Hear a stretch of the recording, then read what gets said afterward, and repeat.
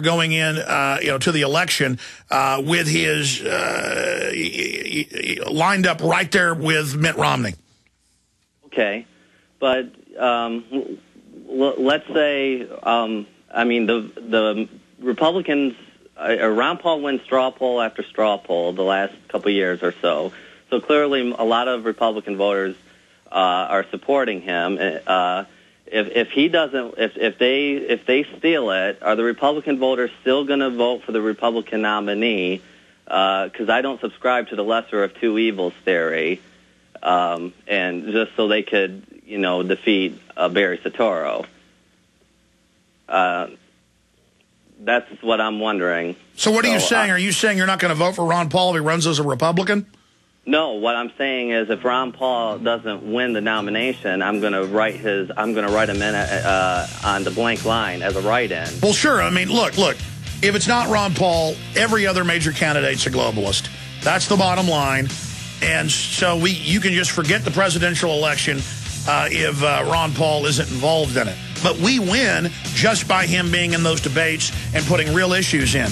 Look what happened 3.5 years ago. I mean, how big that was. We're on the march. The empire's on the run. Alex Jones and the GCN Radio Network.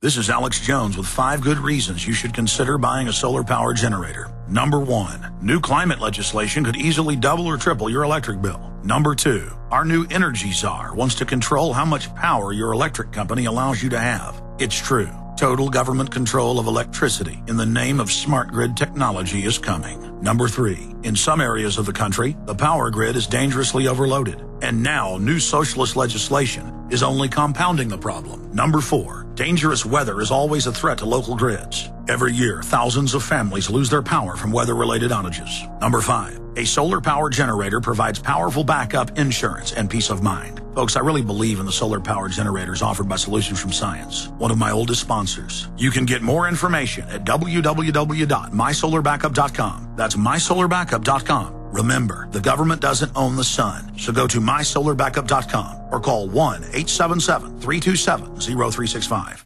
Diamond Gusset is proud to announce the anthem of the Patriot Movement. They're offering a free CD, T-shirt, and bumper sticker with a qualifying purchase. Diamond Gusset offers great products at great prices while keeping Americans working. I'm looking for a factory where a man can feed his family.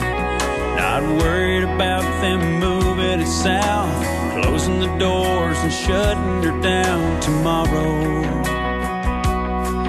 I'm looking for America. We're American and be proud. Go to gusset.com/America. The land of the free and the home of the brave. Seems like I just woke up one day and it was gone, long gone. But I know in my heart it's still Again, go to gusset.com/America today.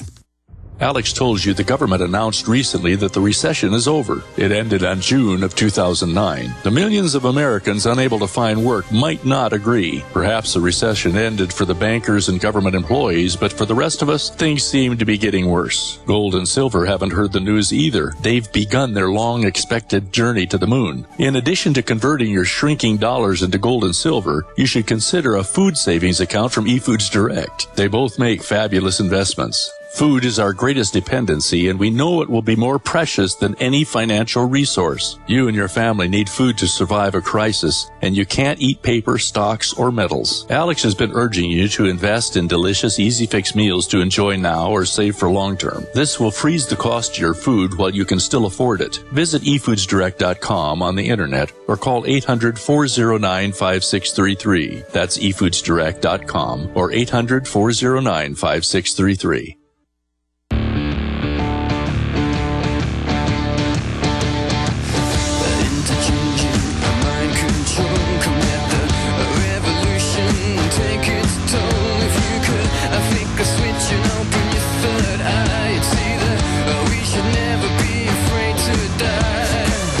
Monday through Friday from 11 a.m. to 2 p.m. Central. We are here live. I'm taking your phone calls for the rest of this hour. Then I'm going to plunge into news in the next hour. And Webster Tarpley is joining us on what's happening in the Middle East. This affects us all, obviously, because the globalists are destabilizing it. The question is why.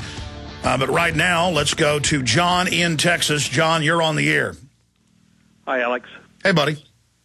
Hey, exchanging McBarrick for that for a military junta don't seem like much of an improvement to me.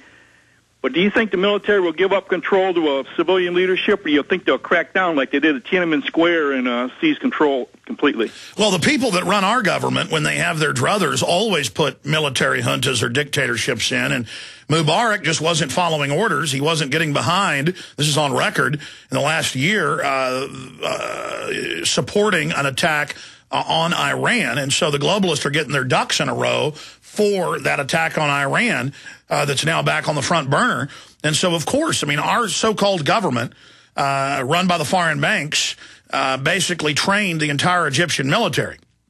And so that's all that's happening here now is they've gotten rid of Mubarak. He went to Israel thinking he was safe. He's magically had the stroke, of course. Probably be dead soon. And they're seizing his assets. The globalists will just keep that for themselves and give a little bit back to the population or to the government of Egypt, the money he stole from the people in those 30 years.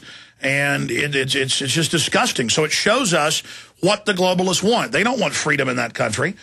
They're like, Friday night and Saturday I was watching the news, and Anderson Cooper's like, incredible democracy, freedom. This is what it looks like. Let's cut to Egypt.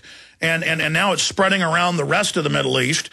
And they don't want stable dictatorships. That was the old phase. Now they want unstable situations. So there's a pretext to not just continue, but expand the military presence there that's bankrupting the American taxpayer. You think? But would you think that they will crack down? That there's a chance they could crack down like they did in China? They've already been cracking down. They're still cracking down. They're still torturing. They're still continuing everything. I mean, look. The dictator got too big for his britches. He did everything he was told, but he said, look, I don't want to destabilize things. No, we don't need to attack Iran. And they said, okay, well, you're kicked out of the country. Run to Israel. And he runs to Israel and has a stroke. I mean, it's just 2 + 2 = 4. And there it is. What do you think, John? I don't know. These revolutions are spreading, but, is it going to lead to an attack on Iran in World War III or is the pot going to settle down and stay even? I don't know. Well said. We'll continue to break it down. I've got all the details coming up next hour. Let's go ahead and talk to Tim in Michigan. Tim, you're on the air. I'm in Washington, actually. Okay. Yeah, but how was your weekend, Alex? I appreciate your effort, and I just had a quick suggestion as far as like the V for Victory campaign, which I've attempted to do in Seattle. Maybe possibly a Bill of Rights, Constitution, or Declaration of Independence that we fill out and send in to our congressmen, our governors, our mayors, anything that voices the opinion of the population towards the people that we elect and employ. Not necessarily a hands-on like we vote every 2 years and that's it. Necessarily, we give them an exact summary of why we think that the Constitution and the Bill of Rights is imperative for our existence as free humanity. Well, I mean, the globalists know why we have a Bill of Rights and Constitution, and it's their enemy because it binds them from setting up the type of oppressive civilization they're designing. But look, the V campaign is whatever you want to make it, and whatever ideas you've got, turning loose the power of individual thought and action. And separately, we have the answer to 1984 is 1776 contest, where people produce animations, protest videos. The sky's the limit for whatever you can do. I mean, whatever we think's the most powerful. I think the contest closes out in about a week or so. Then I'll go over all those videos and pick the first place, second place, and third place winner. But we all win when we go out and hang up flyers, when we go out and have demonstrations, where it's not just at Washington, D.C., and then the media ignores it, but where you do it locally. See, instead of just focusing on the federal government, we start focusing on our cities, our counties, our states, and start building our liberty muscles by going out and taking action. And now we've had quite a few TV stations, newspapers are starting to pick up on the V for Victory campaign, and then that creates kind of an amplifying effect. And it really just illustrates the power of simple flyers being hung up. So even if the globalists ever try to shut down the internet as we know it, people now will understand they can post flyers in the dead of night with different messages and get a local buzz going, because it's so uncommon to have people engaged in grassroots political operations outside of an election that it really grabs people's attention. Yes, it does. There were a few people as we were hanging them that were interested, but unfortunately, the next day they were all down. But what you do is, listen, liberty belongs to who wants it the worst, Tim. In Washington, I believe you said. And so what you do is you keep doing it. You get more aggressive. They're pulling them down. If you put one up about a swap meet coming up or a garage sale or a bake sale or a soccer game, they'd be up there in a month. It's because it is a message of liberty. Somebody doesn't like it. It shows you how effective you are. I'm sorry, go ahead. Well, no, I was just remarking that they would probably stand up or be on the board for months or years, depending on who's maintaining it.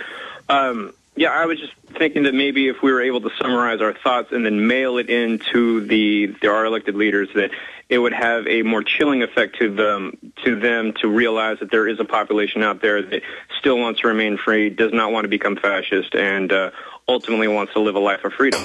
And I think that if we reminded the population, if they had a chance to summarize their thoughts on the Constitution and what exactly it means, that they would have a better understanding of what is in store for them if they don't.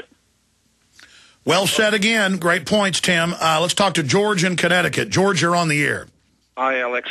Hey, buddy. Hi, Alex. I was thinking that it might be another way of putting a goosing of these politicians is maybe have a survey on various issues, especially for somebody like Michelle Bachmann, and saying, have all of the people, go on the internet and put in their top 10 or top 100, whatever they want to put in, on why they should renew the Patriot Act, why they shouldn't do various things that are unconstitutional, and so it should never be renewed again, or possibly, sending these surveys results to people like Michelle or Peter King, the guy who wants to make it totally legal to think on your neighbors.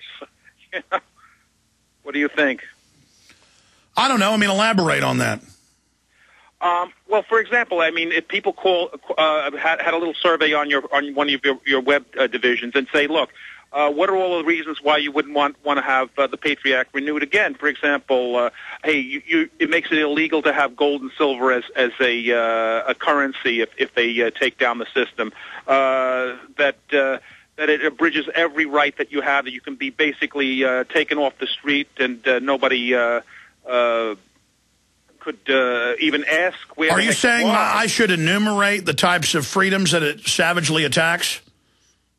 No. Let us enumerate it for you, and then you basically give whatever the survey was. For example, you could enumerate it and give what do you think the top thing, and have people add to it. And then when it gets, and say 5,000 people say that this is number one, this is number two, why are we renewing the Patriot Act? Look at look at the survey results. It gives further power to whatever those particular reasons why she would never want to renew this Patriot Act. Well, we know the Patriot Act's very unconstitutional and extremely unpopular. Good points. Thank you, George. Let's talk to Adam in Tennessee. Adam, welcome.